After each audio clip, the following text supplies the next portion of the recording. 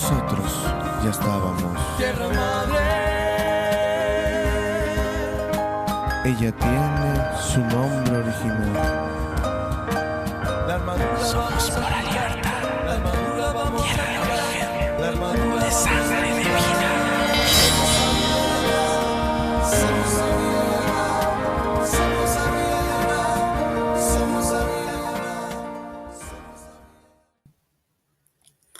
Hola, buenas tardes a todas, a todos. Estamos aquí en esta cuarta sesión de este seminario Política, Existencia y Utopía con nuestra compañera hermana Karina Ochoa, y hoy tenemos un invitado importantísimo, porque además creo que es inspirador de este programa también. Y él es Rafael Bautista. Me voy a permitir primero presentarlo. Él es un escritor y pensador boliviano. Estudió música, literatura y filosofía. Ha sido finalista en el Premio Nacional de Poesía Yolanda Bedregal 2003, ha sido Premio Nacional de Cuento Bartolomé Arsanz y Orsúa del Festival Internacional de Cultura.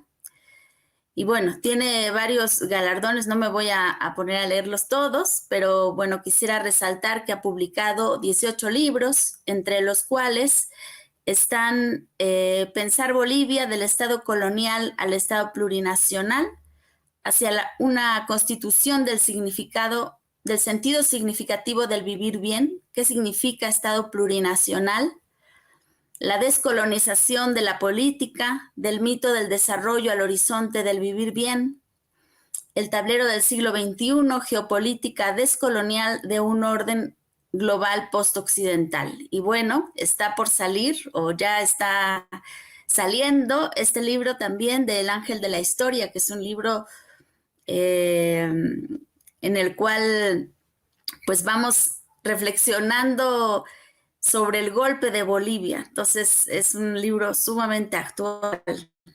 Además, quiero destacar que Rafael Bautista ha sido profesor invitado en la Escuela Antiimperialista, la Escuela de Gestión Pública Plurinacional de la Universidad Indígena Boliviana Tupac Katari, forma parte del Consejo Editorial de Bolivian Studies Journal de la Universidad de Pittsburgh y dicta conferencias, seminarios y cursos a nivel nacional e internacional. Dirige además el taller de descolonización y la comunidad de pensamiento amáutico en La Paz.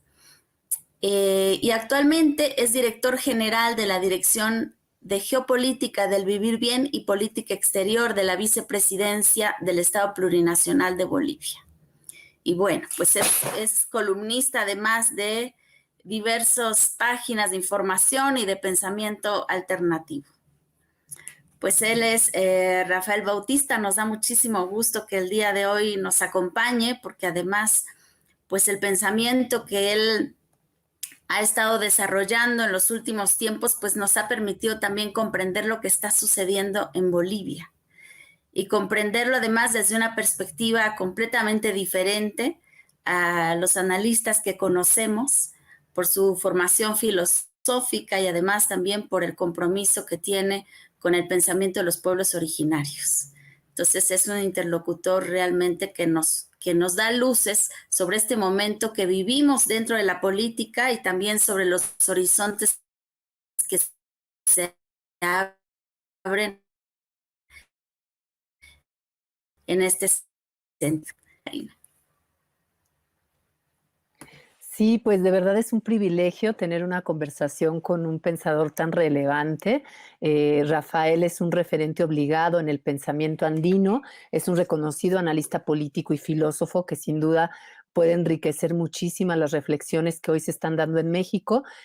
Cada vez es más oída su voz y su planteamiento, no solamente en el sur de nuestro continente, sino también en estos horizontes, en estas coordenadas, y creemos que puede ser muy relevante esta conversación con Rafael porque hoy justamente estamos ante una serie de reflexiones en México en el momento en que estamos a la mitad del sexenio de este gobierno de izquierda y que, bueno, los desafíos que se nos plantean no son menores.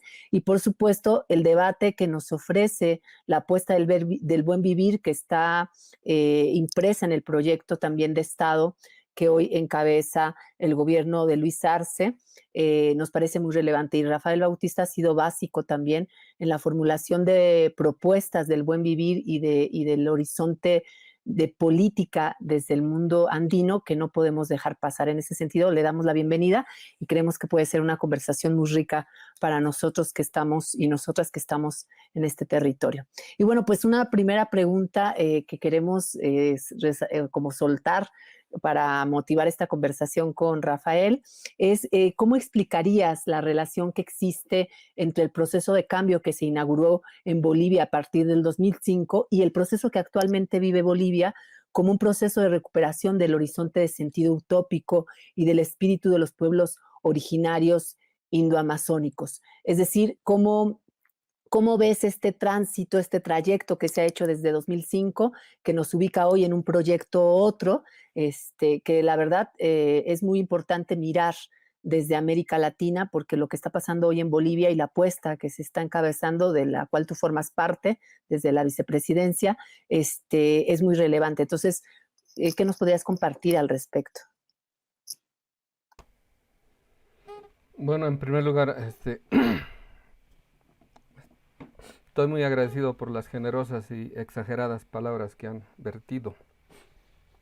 Acá decimos algo que se entiende de modo místico. Los honores les pertenecen a los ancestros.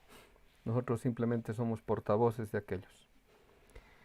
Y antes de iniciar esta conversación, quisiera dedicar esta oportunidad que tengo de hablar a México a la memoria de mi hermano, de Juan José Bautista Segales, que nos solemos olvidar rápidamente de los referentes que en vida han sido constantes en las formulaciones de las proyecciones en el ámbito de la ciencia y la filosofía, fundamentales en el último tiempo que hemos vivido, ¿no? Entonces, para no caer en aquello que Borges llamaba la frágil memoria de los que recuerdan, esta conversación o estas palabras que voy a vertir la quiero dedicar a él. Además que estamos en la víspera de la presentación de mi nuevo libro, que es El Ángel de la Historia, y que está también dedicada a él, porque es curioso la obra fundamental que me permitió descolonizar conceptualmente todo el marco hermenéutico de la política en tanto dominación, que lo llamamos la descolonización de la política, que también lleva como subtítulo Introducción a una política comunitaria, fue parida en la agonía de mi padre. Y El Ángel de la Historia, que es la reunión de todo lo que escribí en la resistencia al golpe de Estado del 2019 y la recuperación democrática que hizo nuestro pueblo el 2020, también lo escribí en los últimos meses que tuvo en vida mi hermano acá en La Paz, en Bolivia. Son dos libros muy gratos para mí, pero también tienen esa carga emocional de que fueron escritos en tiempos muy difíciles. Alguna vez un escritor nos decía, las obras fundamentales se las escribe en la agonía de la existencia. Y parece que esa es la prueba de quien escribe no para el presente, sino para todos los tiempos. En referencia a su pregunta, Karina, podría decir lo siguiente. Esta recuperación democrática es un nuevo momento del mismo proceso, porque nuestra referencia inmediata ya no es lo que denominan la guerra del gas del 2003 o la guerra del agua del 2000, que también marcaron la tónica del siglo XXI, porque siempre recordamos a René Zavaleta cuando decía que no es que en Bolivia haya mucha política, sino Bolivia es la política. Lo que en otros lados sucede de modo superficial, en Bolivia sucede de modo esencial. Y no fue en vano de que el 2003, la denominada guerra del gas, marque la tónica de la geopolítica de los recursos estratégicos a nivel global, lo mismo que el 2000 con la guerra del agua, porque están marcando ya la fisonomía de un desorden tripolar actual que está mostrando que la transición civilizatoria va a estar marcada profundamente por el acopio, la lucha, la pelea de los recursos estratégicos. Y el primer recurso estratégico ahorita no es el gas y tampoco el litio. El primer recurso estratégico es el agua. Y eso va a determinar la existencia y la sobrevivencia de los países en el nuevo tablero. O sea, quienes posean soberanía hídrica son los que van a poder decidir un margen de soberanía relativa en esta nueva configuración global. Y en ese sentido, lo que nosotros hemos vivido el 2019 tiene connotaciones incluso globales porque fue el preludio al estado de sitio no declarado a nivel mundial que se llamó cuarentena global y lo que denominamos la pandemia, o sea, una epidemia viral planificada que tuvo propósitos y sigue teniendo propósitos de disuasión militar antes que sanitarios. Entonces, este nuevo momento del mismo proceso, que se llama proceso de cambio, pero que tiene su contenido en aquello que se denominó revolución democrático-cultural, nos abrió la perspectiva de el modo cómo es que se puede superar la figura jurídico-política del Estado-Nación. Los componentes últimos de ese concepto son profundamente liberales y eurocéntricos y que han sido diseñados para desarrollar, impulsar, mantener y sostener el diseño geopolítico global centro-periferia. No olvidemos que el concepto Estado-Nación nace en los tratados de Westfalia como un modo de equilibrar los poderes en Europa, que fueron pensados para ese equilibrio de poderes, de lo que llaman algunos en este grupo Modernidad Colonialidad, lo que llaman la diferencia imperial. Entonces, fue pensado para esos estados. Cuando la periferia copia de modo mecánico ese concepto, no se entera o no se anoticia por el grado de conciencia periférico satelital que ha desarrollado este diseño geopolítico. La periferia, cuando se ve con los ojos del centro y persiste en aquello, no se da cuenta que todo ese tipo de nomenclatura ha sido diseñada para que nuestros estados produzcan, reproduzcan y desarrollen ese tipo de conciencia periférico satelital en todas sus dimensiones, desde las jurídicas hasta las académicas, desde las políticas hasta las económicas, de tal modo de que se entrampan los estados periféricos en un modelo jurídico, político, estatal que no permite liberarse de una dominación estructural a nivel global. Entonces, nuestros pueblos, en las marchas indígenas de tierras bajas hacia el centro del poder en Bolivia, nos permitieron entender que el secreto y el misterio de nuestra dominación estaba objetivada en la constitución política del Estado.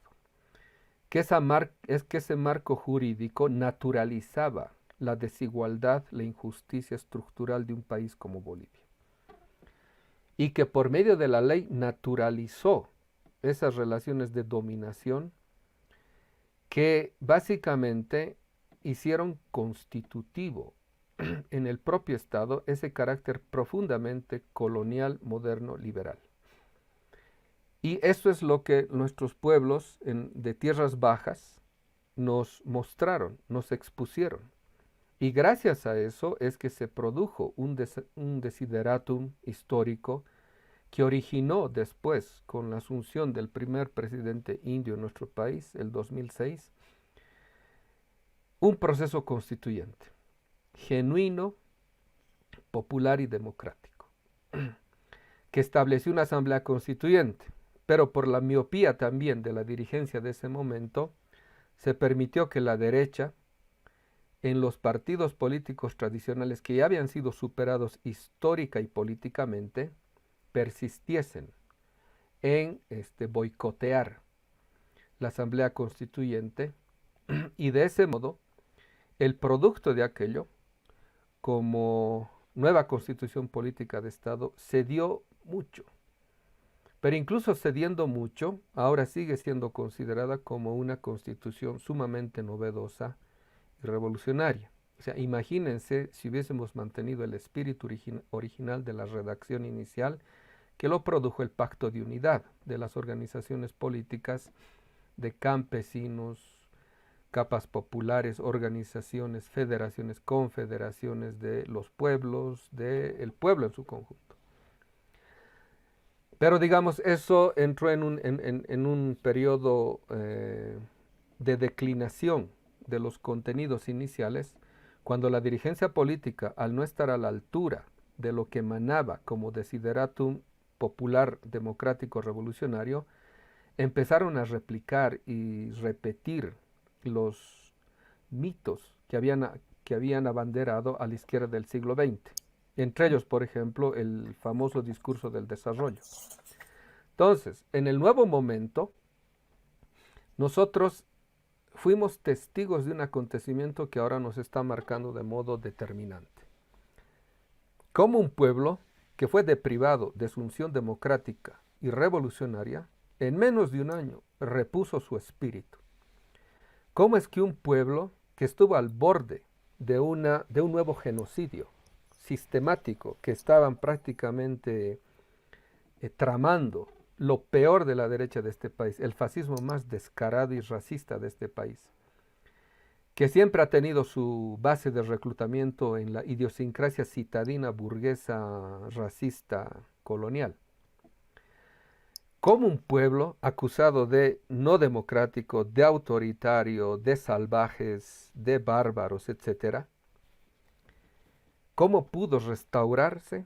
¿Cómo pudo ungirse de nuevo de ese espíritu que le permitió recomponerse en las peores condiciones?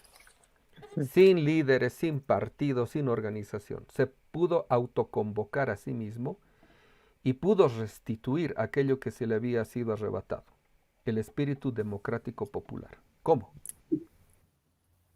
Rafael. Esa es la gran lección que ahora, perdón.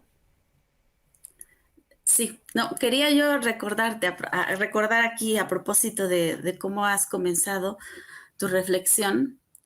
Precisamente Juan José Bautista contaba que este proceso de cambio que inicia con la llegada de Evo Morales, pues también inicia con una conciencia de volver a recuperar la comunidad de vida.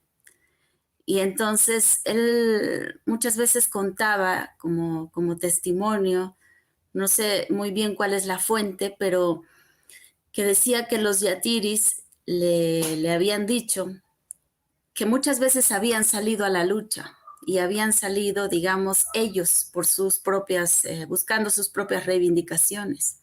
Pero precisamente cuando se hizo buscando el apoyo, ¿no?, de la Pachamama, cuando se le consulta a la Pachamama si era el momento propicio para salir a la lucha, y entonces que se da una, digamos, una aprobación, ¿no? O sea, la Pachamama dice que va a acompañar el proceso. Ahí es donde se da como justo el cambio de la historia, ¿no? O sea, hasta entonces el pueblo había salido a luchar, pero sin este horizonte que realmente los va a fortalecer de una manera que antes no se había visto. Entonces, cuando la Pachamama dijo que iba a estar apoyando, ahí es cuando el pueblo sale y vence. Y comienza entonces un proceso de que ya no vamos solos, ¿no? Ya no vamos a luchar por nuestras propias búsquedas, sino que vamos ya, ahora sí, todos juntos, como una comunidad de vida. Entonces también comienza un nuevo proceso, que es también lo que ahora vemos que se está profundizando en esta nueva gestión.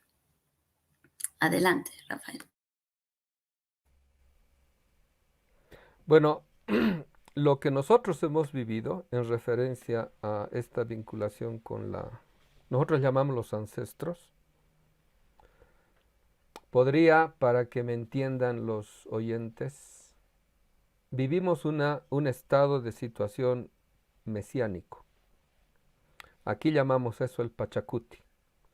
Es decir, la comparecencia de toda, no solamente de todos los tiempos, que eso sería el tiempo mesiánico. No, para nosotros sería la comparecencia de la antigüedad sagrada más antigua, o de la sagrada antigüedad más sagrada. Porque nuestras luchas no solamente hablan los vivos, hablan los muertos. Hoy día, por ejemplo, con la dirección estábamos reflexionando acerca del siguiente hecho. ¿Cuándo fracasó el golpe de Estado del 2019? Cuando bajaron los de Sencata con los ataúdes al centro de La Paz. Ahí fracasó el golpe. ¿Por qué? Porque ahí la historia mostró la inmoralidad de aquel evento. Increparon todos nuestros muertos, porque no solamente bajaron los vivos, bajaron nuestros muertos. Por eso bajaron con ataúdes los de Sencata, porque estaban reclamándole al centro del poder por el genocidio que estaban desatando. Pero quien tiene ojos para ver y quien tiene oídos para oír, hubiese escuchado la latencia misma de la tierra nuestra, que empezó a crepitar un nuevo clamor de justicia. Porque quienes vivimos eso, vimos cómo bajaron generaciones de testimonios que estaban reclamándole al presente por qué estaba redituando lo que creíamos que nunca más iba a pasar. ¿Por qué otra vez el Estado había vuelto a su contenido colonial, a su contenido perverso de aniquilación del hermano? Por eso a nosotros nos gusta mucho esta frase que lo dijo Maduro, pero también algunos gauchos reclaman que lo dijo Eva Perón. La patria es el otro. Por eso para nosotros no es que exista dos Bolivias. La verdadera Bolivia siempre ha persistido como nación clandestina, dentro de un Estado que nunca lo ha representado.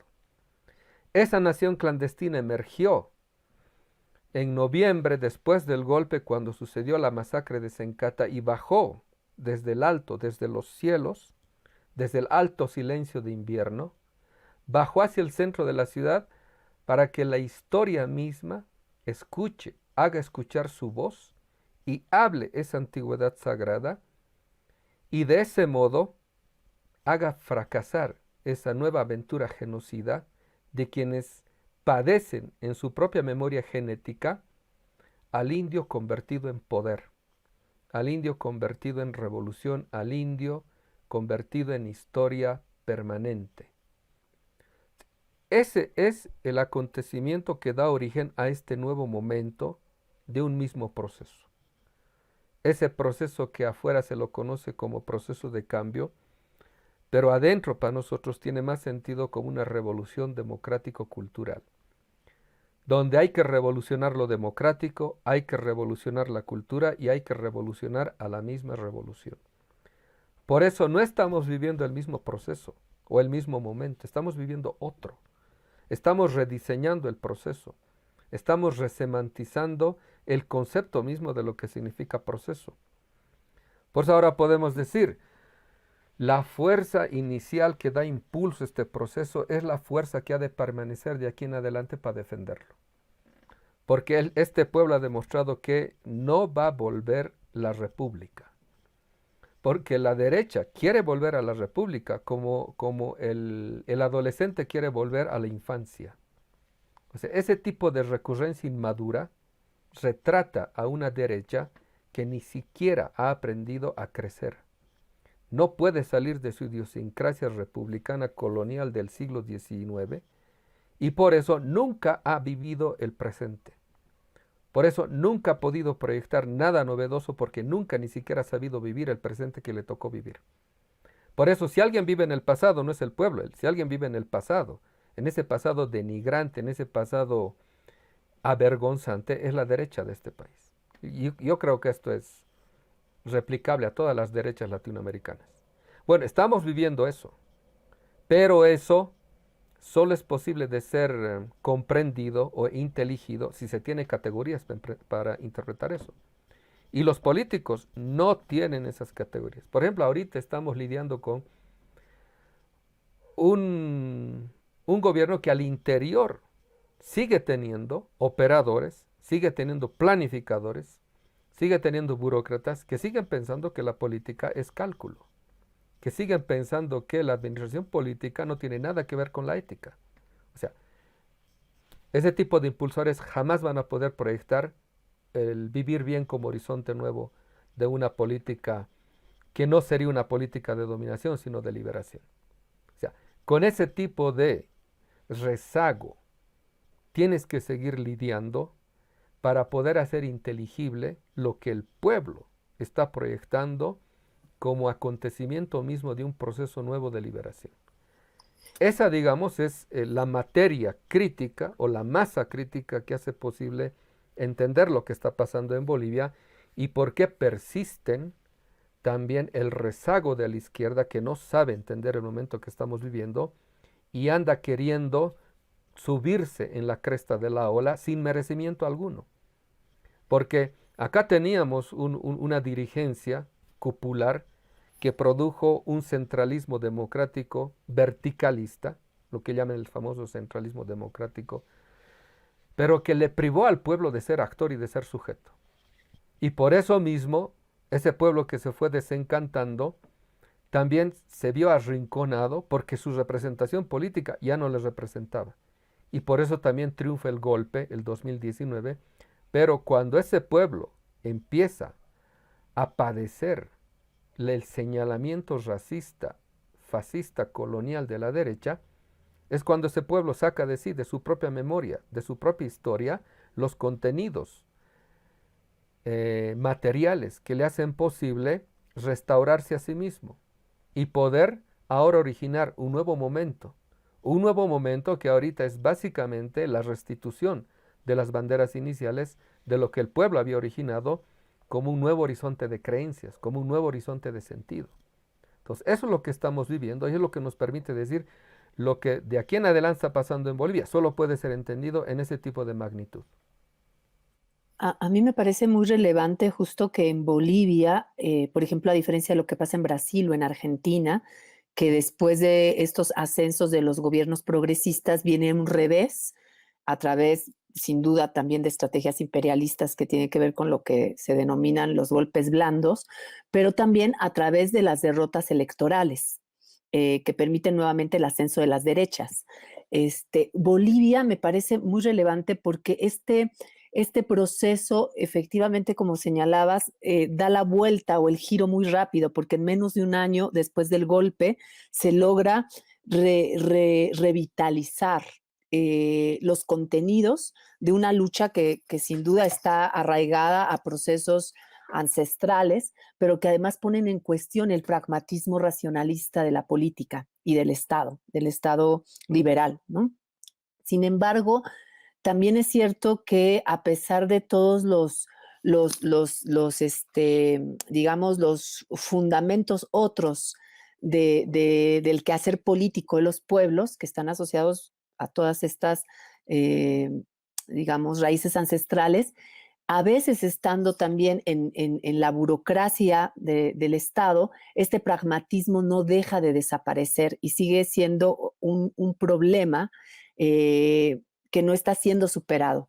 En el caso, por ejemplo, de Venezuela, vemos cómo Chávez logra entender que hay que cambiar la fisonomía del Estado y hay que transformar el Estado. El problema en Brasil, en Argentina, y creo que también está pasando en México, es que estos gobiernos de izquierda están dejando el Estado intocado.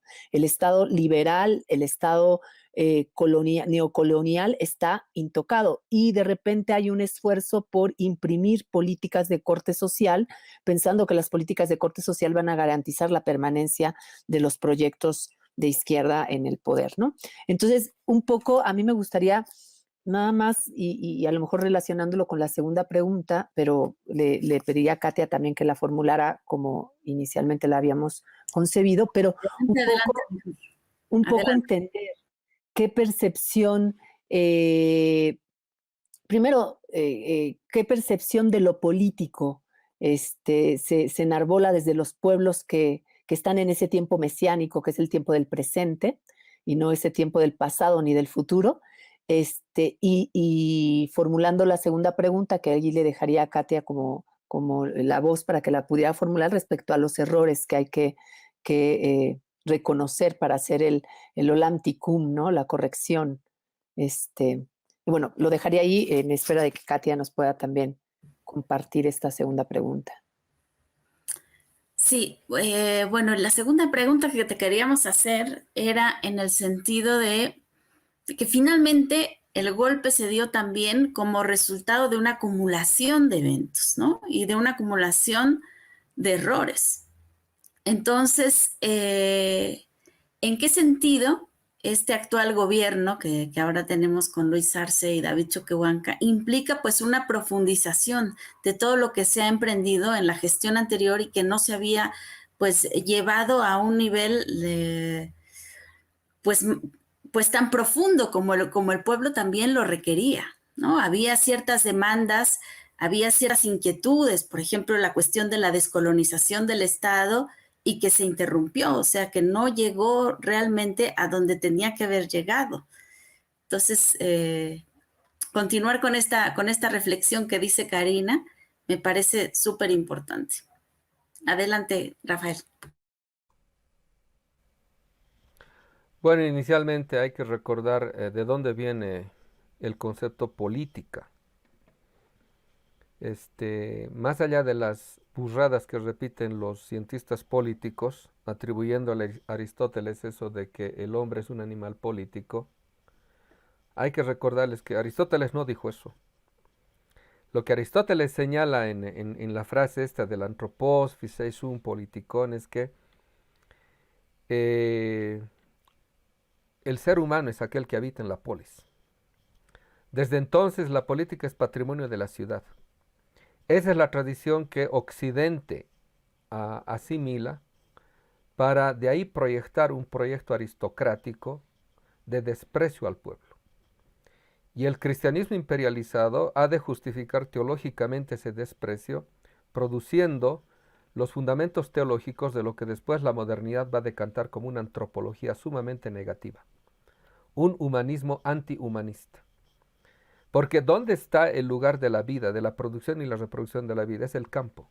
Y desde Grecia, pasando por Roma, por toda la cristiandad latina, la modernidad europeo-occidental, es lo que se decanta como una política como patrimonio exclusivo de los ricos de los burgos. Y desde entonces la política ha sido administrada en contra de la producción de la vida. Por eso no es de extrañar que la política sea profundamente antihumanista, la política moderna. La política sea profundamente pragmática en el sentido de calculadora e instrumental.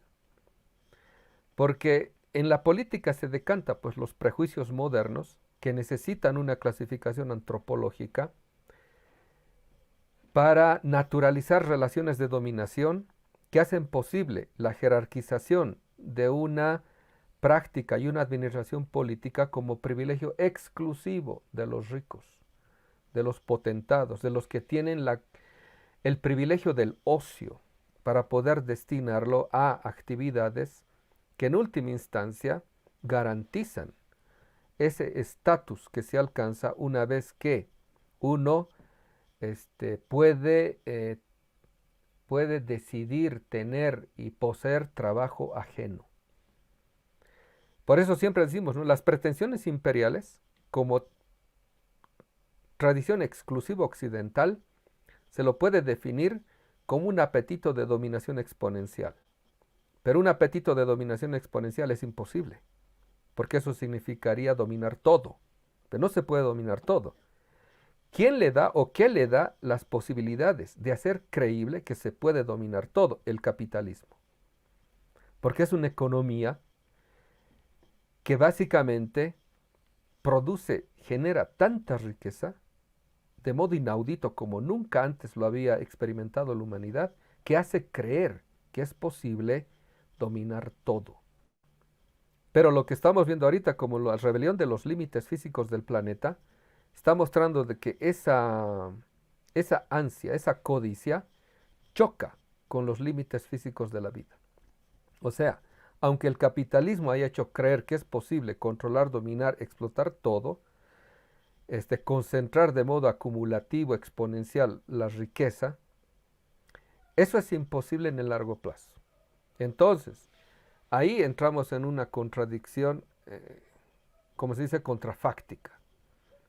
O sea, ahí ya entramos en los límites mismos civilizatorios que la modernidad está manifestando en este momento, en la humanidad, en el planeta, etc. Entonces ahí,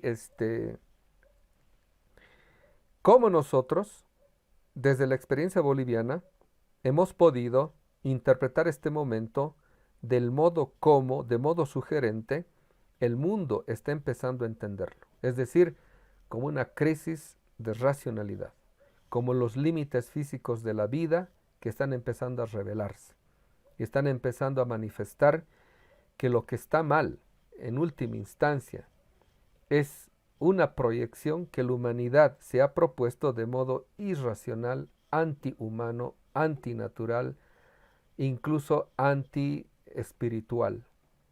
Entonces, esa ibris, esa soberbia, es sólo posible si históricamente se puede detallar y mostrar cómo el laboratorio de la conquista en el Abya Yala ha producido un tipo de subjetividad que se ha reconstituido a partir de la desconstitución continua y de carácter absoluto de la humanidad del otro.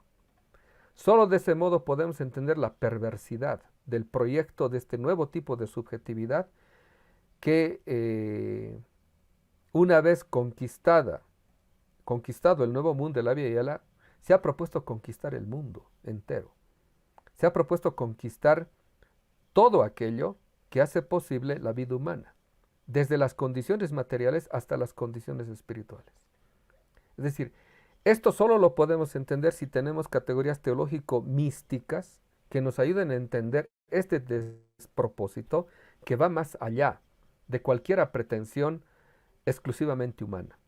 Y tiene que ver con un proyecto que, como todo tiene que tener referencias trascendentales, lo podemos señalizar, si tenemos este tipo de perspectiva, como un proyecto hasta diabólico, que no en vano, ¿no?, incluso desatan estas famosas teorías de la conspiración, pero que en última instancia algo de cierto hay ahí.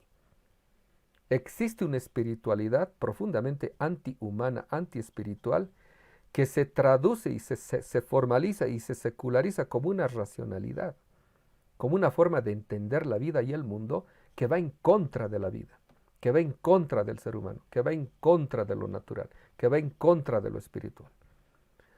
Entonces, en ese sentido es que tiene relevancia para nosotros la descolonización como un proceso de desmontaje sistemático de estas narrativas que objetivan y formalizan esta forma de entender el mundo, esta forma de percibir el mundo y la vida, profundamente antihumana, antinatural, antiespiritual, etc., y que en última instancia nos remite a lo que, gracias a Hinkelhammer, podemos advertir en la obra de Marx, es decir, ver, mostrar, manifestar y hacer inteligible qué tipo de modelo ideal está fundando y sosteniendo esta subjetividad que ya no necesita de Dios, porque desde Descartes, desde el 1636, pueden prescindir de Dios, o sea, de la figura o del criterio trascendental de la verdad, de la ciencia, de la filosofía, que en la filosofía medieval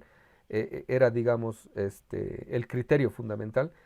Pueden prescindir de eso porque ponen al ego cogito como criterio de toda la verdad, de todas las ciencias, de toda la filosofía. O sea, pueden prescindir de toda referencia trascendental y constituir a este ego, que no es el ser humano, sino es un individuo burgués, moderno, liberal, que se endiosa a sí mismo. Se pone como referencia ya no trascendental, sino intrascendente, pero de modo absoluto, incondicionado, se pone como referencia única de la verdad de las ciencias de la filosofía.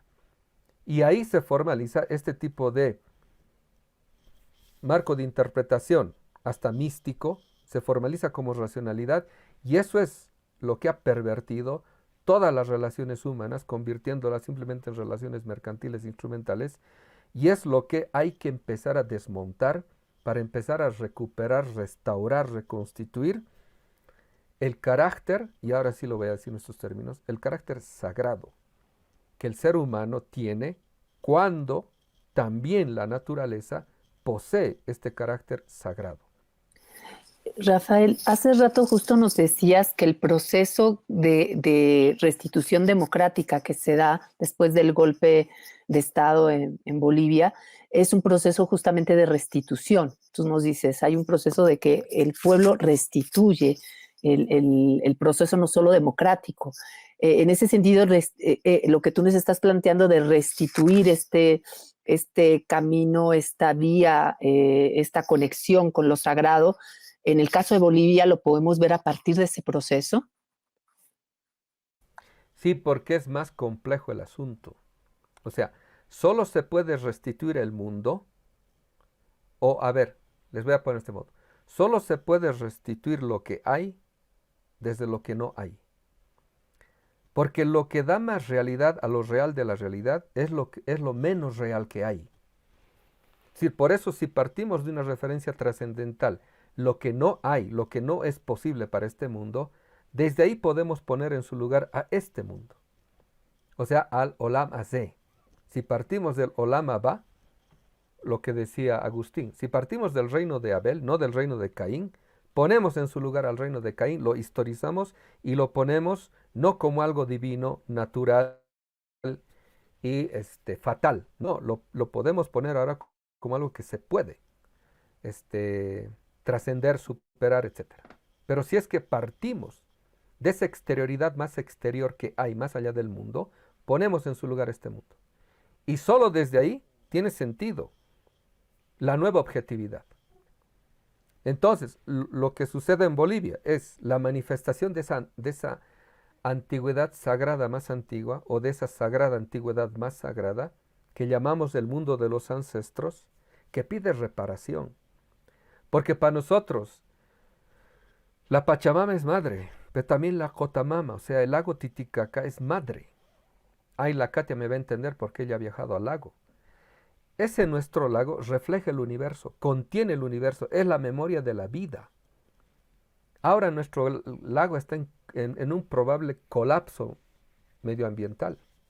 O sea, estamos al borde de un colapso ecosistémico por el grado de contaminación que ya tiene el lago. O sea, es como si la madre estuviese enfermándose de modo crítico, de modo crónico. Eso, o sea, ¿se acuerdan cuando Hinckelammer dice, no? Es de las condiciones materiales de la vida que se puede imaginar un mundo nuevo. Pero como es dialéctico, es también situándose en el mundo nuevo donde ponemos en su lugar al orden dado, al sistema imperante. Entonces, para nosotros, eso exterior, ese es el mundo de los ancestros, donde tiene sentido hablar del lago como madre, de la naturaleza como madre, del cielo como padre. Desde ahí tiene sentido todo eso. Por eso para nosotros el pasado no es un estadio temporal, es un estado existencial nuestro. O sea, no estamos hablando de cualquier pasado, sino de nuestro pasado. Situarse en ese pasado es una situación mesiánica cuando hacemos comparecer ese pasado en el presente actual, y desde ahí podemos interpelar este presente, ponerlo en su lugar, generando en este presente una masa crítica que le permita no solamente ser depositario de todos los futuros no acontecidos, de todos los porvenires no logrados, de todo aquello que ha sido aplazado. En este momento sí se puede recepcionar aquello y proyectar al presente, pero como algo más allá del tiempo O sea, estamos viviendo el tiempo de la dominación, estamos viviendo el cronos del asunto. Permitirnos imaginar el kairos supone superar el concepto cronológico de tiempo, situarnos en otro tiempo, en otra temporalidad. hacer que este acontecimiento sea producto de nuestra voluntad para hacer comparecer a todos los tiempos y pedir la restitución del presente. Ese es el Pachacuti. Eso es lo que estamos viviendo. Pero eso solamente va a ser posible, es decir, impulsado cuando de modo descolonizador podamos superar todo el entrampe racionalista, objetivista, positivista, empirista que domina a la percepción ya no solamente académica, sino del propio sentido común. Si logramos eso, entonces el pueblo mismo va a poder ser consciente de lo que ha producido y poder desde allí impulsarse como sujeto histórico, pero no a la manera de la linealidad histórica moderna, sino de un nuevo concepto, de un nuevo criterio de temporalidad. O sea, imagínense a lo que nos está abriendo todo este marco de interpretación que lo hacemos desde restituir no solamente el carácter político revolucionario del pueblo, sino ese carácter sagrado, de esa antigüedad que hace del pueblo un nuevo tipo de sujeto que tiene que tener otro tipo de contenido que ya no nos puede dar ningún tipo de referencia crítica moderna. Yo a ese respecto quisiera preguntarte, ¿no? ¿De qué manera, digamos, este discurso que estamos además escuchando constantemente de David Choquehuanca, que pues él es un representante de un pueblo originario, pues la conciencia que él tiene es claramente desde ese horizonte de sentido. ¿De qué manera, digamos, eso también se está aterrizando en políticas, ¿no? O sea, ¿de qué manera efectivamente la comprensión del lago como madre está traduciéndose en medidas económicas, digamos, en trabajos políticos? ¿De qué manera eso también se está aterrizando para que la gente termine de transformar la conciencia? Porque sabemos que hay pues una población mayoritariamente de los pueblos originarios, pero no toda la gente tiene esa conciencia, ¿no? Digamos, no se comprende desde ese horizonte de vida. Y sin embargo, también por esta cuestión crítica, climática, que sabemos que tenemos que ir cambiando nuestro horizonte de sentido, nuestro modo de hacer política, porque es urgente, o sea, no es una cuestión de que tengamos opciones, ¿no? O sea, urge cambiar porque la modernidad como horizonte nos ha llevado a este presente que tenemos. Entonces tenemos que transformarnos y de alguna manera hay que empezar como esa traducción para que la conciencia pues siga avanzando y siga transformándose.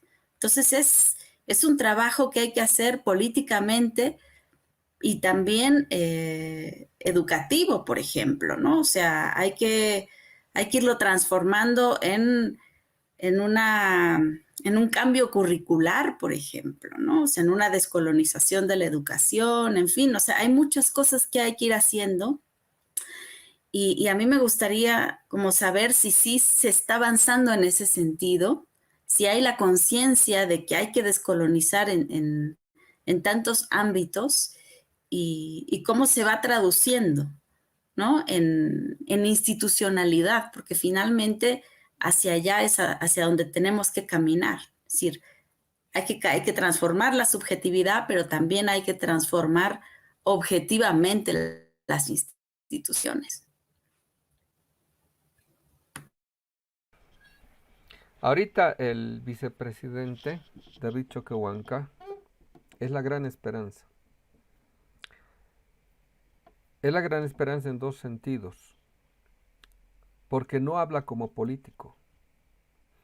Es decir, no es un político tradicional. Por eso los analistas no le entienden. Es más, incluso el bloque que está armándose, o digamos el bloque popular que simpatiza con el vicepresidente, tampoco le entiende bien. Y esto es porque habla en otra sintonía. O sea, por eso alguna vez dije, un poco para entender, cuando yo presenté mi primer libro publicado en Bolivia, Octubre, el lado oscuro de la luna, yo quise que el vicepresidente lo presente. Pero él no nos conocíamos. Esto fue el 2006.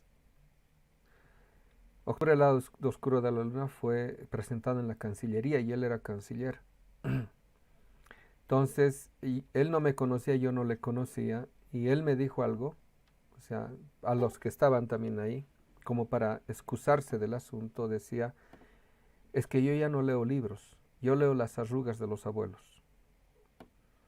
A mí me tardó mucho tiempo entender eso, y ahora yo digo, ¿no? O sea, ahora yo me dedico a leer sus arrugas de él, o sea, para que entiendan el vuelco, o sea, el giro que ha dado todo esto. Pues hay veces hablo también en ocasiones sobre el fetichismo del libro. Todo el mundo quiere recurrir al libro, como si el libro fuera, digamos, el cajón en el cual saco las respuestas de todo. O sea, el libro convertido en objeto idolátrico, ¿no? Y sigue siendo objeto también. Sigue la relación sujeto-objeto sigue funcionando ahí con el libro. Entonces, eso, lo que él habla, cuando él habla, pareciera que hablan los ancestros. Porque no habla como un político. Y ahora, para transformar la política se necesita no de un político tradicional, sino de otro tipo de político. Entonces, él apunta a eso. Por eso, cuando habla, yo le he visto. Estábamos en un evento en Cochabamba, lleno de juventudes. A mí me impresionó. A mí me impresionó el modo cómo se conecta con la gente, con los jóvenes. Y ahí yo pude advertir de que él habla en otro tiempo, en otro tono, si ustedes me entienden musicalmente hablando, en otro acorde, en otro arpegio, pocas veces experimentado. Entonces, cuando él habla, pareciera que está hablando ante otro público. Esa sintonía es posible de despertarse cuando nos conectamos a la frecuencia de su locución, a la frecuencia de su discurso. Por eso es también medio enigmático. No se mueve con el ímpetu del político joven, por ejemplo. No, se mueve como la paciencia, lo que yo llamo la conciencia de la paciencia. O sea, es otra cosa. O sea, por eso mucha gente hasta se desespera. No sé si ustedes también se desesperan cuando lo oyen hablar al Andrés Manuel López Obrador. Yo me desespero porque habla con una parsimonía. Igual nos pasa con el vicepresidente. O sea, cuando habla, está hablando otras cosas. O sea, él le gusta hablar y decir los códigos, ¿no? El código Huipala, el código Curmi, el código Yuya, y siempre habla de códigos. O sea, habla de la Huipala. Estamos preparando nosotros un texto que se va a llamar Los Códigos del Gilata, que es básicamente lo que él habla, lo que él dice. Porque tenemos que hacer inteligible para lo que ustedes denominan, digamos, ese espectro social que no entiende estas cosas, hacer inteligible para ellos en qué frecuencia está hablando este nuevo articulador, porque él tampoco se concibe como un líder que esté disputando, o alguien que esté disputando liderazgos. Él más bien se presenta como un nuevo articulador de algo nuevo. Por eso lo que estamos viviendo es novedoso. Pero esa novedad solo puede ser entendida como novedad si también partimos de una referencia nueva. Esa referencia nueva, les decía, es la recuperación democrática, la resistencia al golpe 2019-2020 y estos nuevos, le vamos a llamar receptores de esa novedad que ha acontecido y que merece ser comprendida e inteligida, pero en los términos, en los propuestos mismos por el pueblo que ha renacido.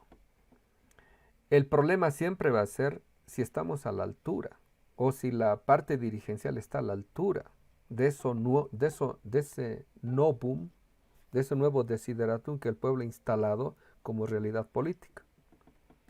Ahora, en eso, por ejemplo, ¿no? Como dirección, nosotros estamos impulsando una declaratoria del lago Titicaca como sujeto de derechos. que digamos sería una concreción política de la discursividad, del vivir bien como horizonte estatal. Entonces, desde ahí se nos va abriendo una perspectiva, un abanico de complejidades que inevitablemente tenían que aparecer al momento de tematizar qué tipo de régimen legal, de marco jurídico, ha de hacer posible concebir al lago como sujeto de derechos, pero no desde la perspectiva liberal. Entonces ahí la cosa se complejiza porque necesitamos una ley de origen o un marco jurídico de origen que nos permita pensar sujeto, que nos permita pensar derechos y nos permita pensar sujeto de derechos desde un nuevo fundamento, desde una nueva perspectiva. Porque una ley tiene que tener sus fundamentos, sus conceptos, sus definiciones. Entonces, ¿desde dónde vamos a apuntar aquello? ¿No? Por ejemplo, Nueva Zelanda, cuando nombra sujeto de derechos a uno de sus ríos de sus ríos principales, toma como contenido de sujeto de derechos el carácter de ancestro de ese río. Y eso nosotros lo entendemos muy bien. Entonces, desde ahí nosotros podemos imaginar un nuevo factum jurídico que nos permite interpretar qué estamos queriendo decir cuando estamos diciendo sujeto de derechos, no a la manera moderno liberal. Y que, déjenme decirles, en el Estado ahorita, queremos descolonizar el Estado. Tenemos que desmontar y desplomar todo el marco jurídico, administrativo, que ha condenado a nuestros estados a ser meros agenciadores del saqueo, no solamente material, sino hasta espiritual de nuestros pueblos, de nuestras naciones. Entonces, ese tipo de concreciones recién están empezando a aparecer porque estamos viviendo un nuevo momento y tenemos a alguien que puede, si ustedes quieren, sintetizar o recepcionar esto de novedoso y que para la gente es un referente, como es el vicepresidente Choquehuanca. La gente lo reconoce como un referente legítimo, porque incluso mucha gente esperaba que él fuera el presidente, no el vicepresidente. Entonces, eso abre la posibilidad de que el pueblo ahorita esté identificado con alguien. Y por eso también a ese alguien le está pidiendo que esto como quien dice, se profundice. Eso, por ejemplo, es otro tema, otra temática a abordar, ¿no? Sí, ¿cómo se hace compatible la apuesta, el horizonte que plantea el vivir con el tema del Estado? Porque, por ejemplo, en algunos lugares de Centroamérica, en México incluso, a partir de la experiencia zapatista, ¿no? Que plantea la autonomía y que es entendida la autonomía como lo antiestatista también, o sea, ahí hay como que un cruce raro, de repente empieza a haber como también ciertas tendencias dentro de los movimientos indígenas en América Latina que empiezan a posicionarse desde lugares muy antiestatistas, donde parecerá que las apuestas ancestrales no son compatibles con la posibilidad de otro tipo de estados o con la posibilidad de la lucha dentro del campo político estatal. Entonces, ¿cómo están haciendo desde Bolivia esta conexión entre el horizonte de sentido que tiene una ética política, pero también una pragmática política del buen vivir con el tema del Estado y del gobierno? Bueno, eso es más fácil para nosotros. O sea, no caemos nosotros en el entrampe de querer homologar el Estado moderno con toda otra idea de Estado que ha producido la humanidad desde el Neolítico. O sea, aquí Tahuantinsuyo fue un Estado, Tiwanaku fue un Estado. Los mayas produjeron un Estado. Vayamos a la definición básica que propone Samir Amin, por ejemplo, cuando dice que hay Estado desde que hay apropiación racional del excedente. Ya desde ahí puede haber jerarquías, puede haber disposición de acopiación de alimentos que nos permita el despegue y el desarrollo cultural, ¿no? O sea, desde que hay apropiación racional del excedente podemos imaginar la posibilidad de que haya Estado. Ahora, ¿En qué sentido manejamos el concepto de Estado? ¿Por qué utilizamos el concepto de Estado aparente para hacerle el juicio al Estado republicano? La constituyente tenía que haber tenido un capítulo de un juicio de responsabilidades al Estado moderno, colonial, liberal, republicano, boliviano. No se hizo eso, pero ya es tarea pendiente. El Estado aparente nunca ha tenido contenido nacional, porque la legitimidad de su poder nunca estuvo al interior de su propio entorno nacional, sino siempre afuera. Esto quiere decir que ese Estado aparente, porque no tiene poder propio, necesita del poder que le otorga alguna potencia de afuera extranjera que haga posible sostener ese carácter formal de ese Estado, porque no tiene ningún tipo de contenido nacional, no tiene legitimidad. O sea, ese Estado no es racional. ¿Se acuerdan de la famosa frase de Hegel, ¿no? Que todo lo real es racional y todo lo racional es real? Bueno, en este caso, un Estado es racional si es que ha objetivado como su contenido propio el contenido nacional que tiene como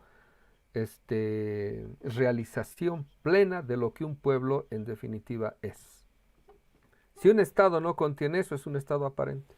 Podrá tener las formalidades del caso, pero contenido no tiene, contenido nacional no tiene. Por eso es un Estado frágil.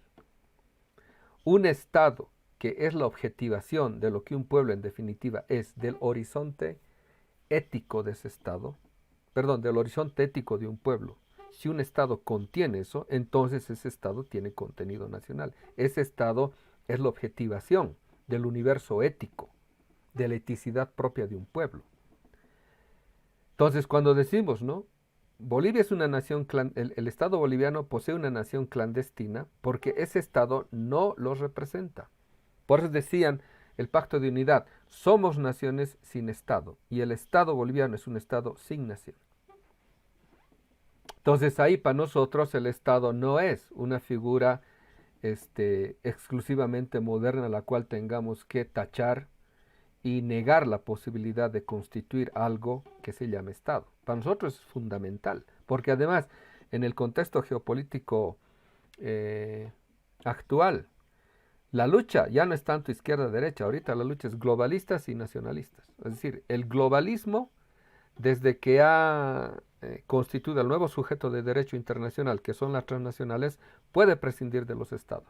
Es más, los estados apenas son los garantes de los tratados comerciales que establecen las transnacionales consigo mismas. Entonces, ya no le funciona el concepto de Estado-Nación. Por eso también decimos, estamos viviendo una nueva fisonomía del imperio en una etapa postimperial, porque el imperio decimonónico del siglo XX descansaba en la figura Estado-Nación. Ahora no necesita del Estado-Nación, puede prescindir de los estados.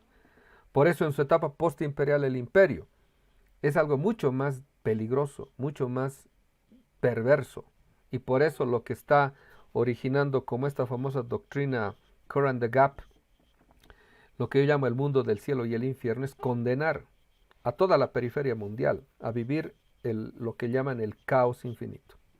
Le llaman el caos constructivo, pero en última instancia el caos infinito. Es decir, convertirnos simplemente en una nueva Siria o Libia ampliados a nivel global, para que consolidando feudos, o como en Bolivia querían hacer, balcanizando Bolivia y constituir a Santa Cruz y a Potosí como ciudades metropolitanas bajo el régimen de autonomía regional, constituirlos en republiquetas que puedan administrar un saqueo mucho más indiscriminado, mientras el país esté en desestabilización continua y caos generalizado.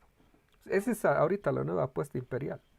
Y nuestros estados, después de la pandemia, quedan, como se dice, objetos de una nueva deuda más sangrienta, y que en lo posible el imperio en decadencia, en su etapa postimperial, ha de utilizar eso para un nuevo chantaje a nivel global, para que los estados asuman en su decadencia, la única posibilidad de sobrevivir, es decir, capitulando ya en grados máximos la poca soberanía que todavía tiene. ¿Y Entonces, cómo para nosotros contribuye? la figura del Estado es fundamental ahorita, discutirla, relevarla y ponerla en la mesa de consideraciones para la reconstitución de nuestras naciones. Sí, sí, sí, sin duda. Hay que ponerlas a debate. Y en ese sentido, ¿cómo contribuye el Estado plurinacional a estas otras comprensiones desde esta subjetividad del pueblo, desde esta ética, otra que no es la ética, digamos, del Estado moderno liberal colonial? ¿Cómo contribuye el Estado plurinacional? ¿Es la apuesta o es simplemente una primera formulación que hace las fisuras para estas comprensiones otras de lo político? Bueno, más allá de la interpretación culturalista del concepto plurinacional, como el reconocimiento de la diversidad, que para nosotros todavía es un reconocimiento light, ¿no? Porque puede ser muy bien funcionalizado por la narrativa imperial, en esto de All the Colors of Benetton, por ejemplo, ¿no? O lo que llamamos acá lo plurimulti tutti frutti, ¿no? Donde todos ingresan sin criterio alguno, donde hasta los violadores son admitidos en una diversidad sin criterios éticos. Para nosotros, lo plurinacional descansa en la siguiente idea. Es un proyecto válido para todos, es singular, por eso es un proyecto.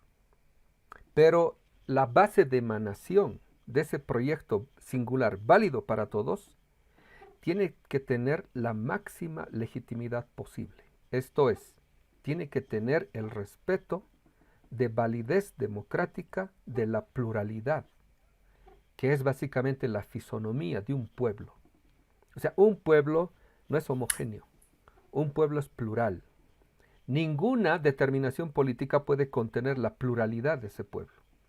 Ese pueblo tiene que tener opciones y esas opciones tienen que saber decantarse en una concurrencia de todas las subjetividades para generar desde abajo, como dicen los zapatistas, un proyecto de vida común válido para todos. Ese sería el ejercicio pleno de una democracia extensiva a un pueblo no subsumido en algo homogéneo, sino respetando esa pluralidad en sus propias opciones para que de modo democrático, en lo que se llama la ética del discurso y después Dussel que ha integrado eso en uno de los principios de la política como el principio de validez formal democrática, etcétera, que desde ahí lo democrático sea la base sustantiva del proyecto estatal como proyecto válido para todos. Entonces, lo plurinacional es la base de emanación de ese proyecto válido para todos que cuenta con la participación de todos los afectados. Entonces, si ustedes me están entendiendo, aquí estaríamos en el principio formal de validez democrática. Eso para nosotros es el contenido fuerte del concepto plurinacional.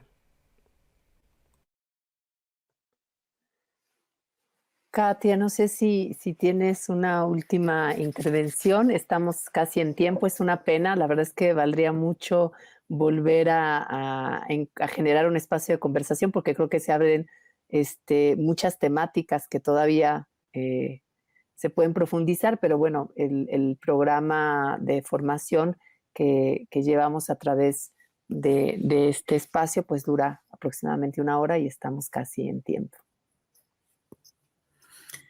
Pues sí, efectivamente quedan como muchas cosas pendientes.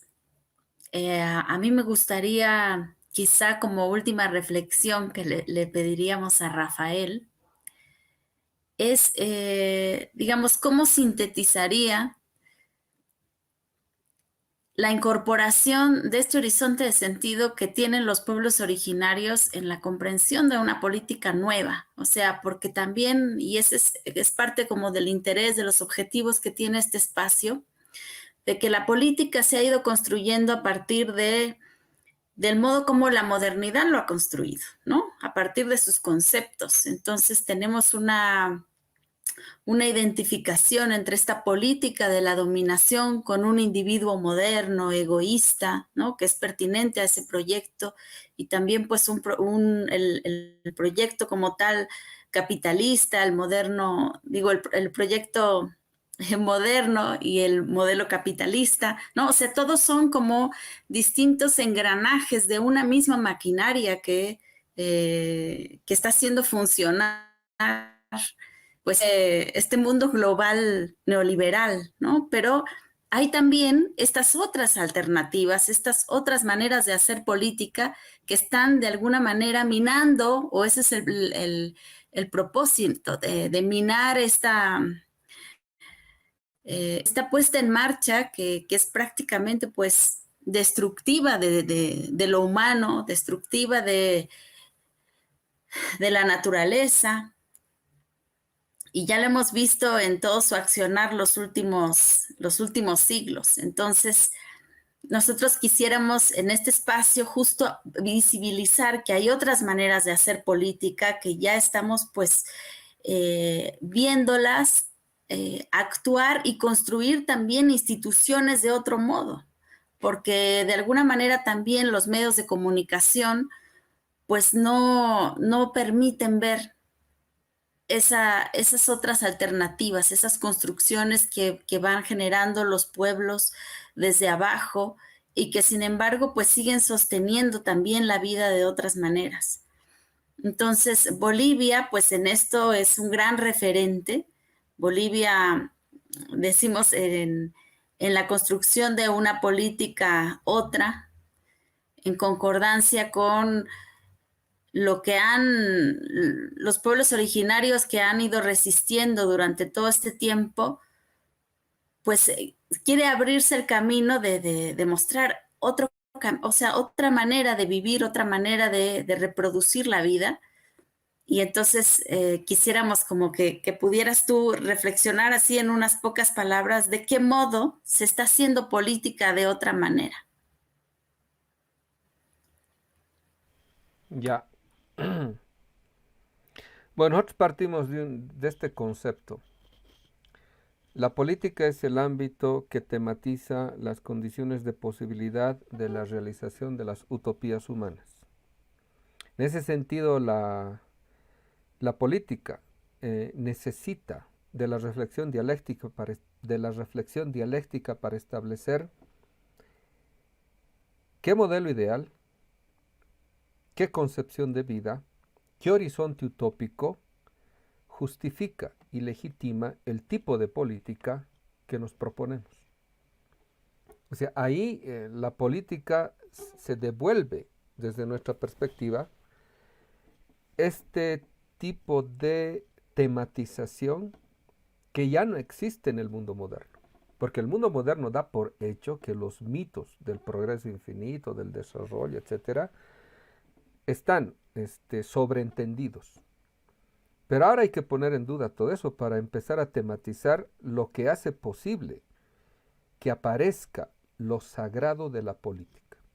Por siempre yo repito la frase de René Zabaleta cuando decía: cuando desaparece lo sagrado de la política, lo único que queda es el puro cálculo político.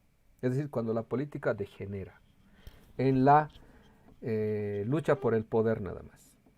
Entonces, por eso, devolverle a lo político la posibilidad de tematizar qué es lo sagrado, en última instancia, qué es la vida, define a su vez el tipo, o más bien, define a su vez el concepto de política que vamos a hacer efectivo para que la praxis política tenga pleno sentido. ¿No? Aquí estoy haciendo la distinción entre lo político y la política.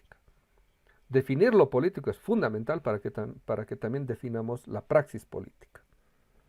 Entonces ahí, para nosotros, ¿no?, la política debe de tematizar las condiciones de posibilidad de las utopías. Ahora, la pregunta es, ¿qué utopía está presupuesta en nuestro proyecto? Es decir, esa utopía presupuesta, que está de modo implícito, hacerlo explícito, para mostrarnos la narrativa que alimenta los contenidos últimos de la política que estamos proyectando. Por eso ahora la política tiene que pensar eso que de sagrado tiene la vida, para devolverle a los actores un nuevo desideratum que haga posible, como decía Togliatti, ¿no?, que la política, en esta redefinición de lo político, defina también mi vida moral, defina mi vida individual, de tal modo de que yo no haya contradicción entre mi proyecto individual y mi proyecto de pueblo. Por eso también decimos, ¿no?, no se es pueblo por adscripción automática. O sea, la sociedad no es el pueblo, la nación no es el pueblo, porque también hay la antinación. Se es pueblo por una apuesta histórica. Se es pueblo por situarse en la perspectiva privilegiada desde la cual puede emitirse el diagnóstico de la patología del sistema dado. Y esa perspectiva privilegiada es el que sufre todas las exclusiones que el mundo moderno ha diseminado. Y quienes sufren doble, triple discriminación, triple exclusión, hasta cuatriple exclusión, han sido los indígenas, han sido los indios. Entonces, desde ahí es que nosotros podemos permitirnos una renovación, una restitución de lo político de la existencia, como aquel ámbito que ha de tematizar, como la arquitectónica misma de todas las ciencias y la racionalidad en general, cómo es posible realizar las utopías humanas, nuestras utopías. ¿Cómo es posible que las luchas pasadas ahora tengan resolución? Ahí otra vez la política estaría tematizando cómo es posible proponernos estar en situación mesiánica. Aquello de que esta referencia trascendental, que en el mundo cristiano se lo conoce como Dios, cómo nos saca, cómo nos libera, cómo nos toma y cómo nos redime como humanidad. Esas 4 condiciones es lo que debiera pensar la política actual. Cómo salir del mundo, cómo liberarse del mundo, cómo dejarse tomar por esa antigüedad sagrada y cómo esa antigüedad sagrada nos ha de redimir como humanidad. ¿Te dan cuenta? Entonces ahí estamos hablando de una metapolítica, o estamos hablando de una política más allá de la política. Eso estamos tratando de pensar aquí en Bolivia, y que, por ejemplo, algunos están tratando de decir la ayucracia. ¿Qué sería la ayucracia? Porque el ayu tampoco es, como algunos despistados indigenistas, también cataristas, dicen, el ayu es una organización social. Mentira. El ayu es una estructura de vida, porque lo social además solo existe desde el siglo XVII, que es un proyecto moderno además lo social. Las relaciones sociales son relaciones profundamente relaciones de exclusión, de dominación y de explotación. Y de eso los sociólogos no se dan cuenta, no se dan por enterados. Los políticos siguen confundiendo sociedad con comunidad como si fuesen lo mismo. Y los marxistas ortodoxos siguen creyendo que la comunidad es primitiva y la sociedad es superior, ¿no? Entonces, primero tenemos que definir bien lo que es la vida para definir también lo político. O tenemos que tener en cuenta que de lo que concibamos como vida buena, como el vivir bien, que también llamamos convivir bien. Yo prefiero traducir el summa camaña como yo soy si tú eres, yo vivo si tú vives. Desde ahí podemos pensar una nueva política. Y desde ahí podemos no solamente renovar la política, sino constituir a los sujetos, a los impulsores de esta nueva política. Por eso alguna vez hablábamos acerca de que la formación hoy en día ideológica ya no puede ser adoctrinamiento. Tiene que ser formación integral, recuperación de la humanidad perdida, de lo sagrado como constitución básica y fundamental de la vida. Solo en ese sentido tendría hoy sentido una formación ideológica, ¿no? Como formación integral. Entonces, ahí para nosotros repensar la política como política para la vida es lo que se desprende de el vivir bien, del yo vivo si tú vives, del yo soy si tú eres. O sea, aquí estaríamos haciendo un diálogo intercultural entre los Ubuntu y lo andino amazónico. Entonces, eso es ahorita la base fundamentativa desde la cual podemos proponernos un nuevo concepto de política. Pues muchísimas gracias.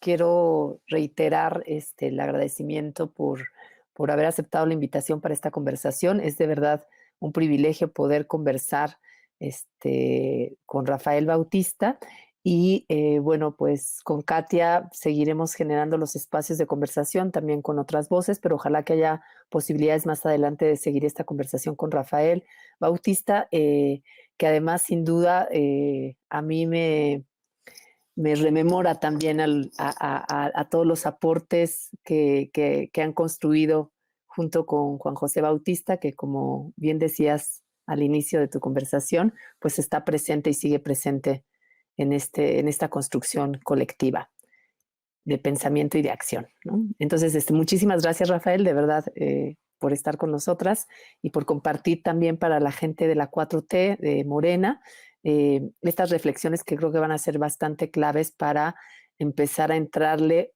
por lo pronto a discutir el proyecto de nación y de Estado o el proyecto nacional al que aspiramos. Bueno, muchas gracias a ustedes. Entonces va a ser hasta en otra cuando me pesquen con algo de tiempo. Gracias. Gracias y hasta pronto. Nosotros ya estábamos. Tierra madre, Ella tiene su nombre original.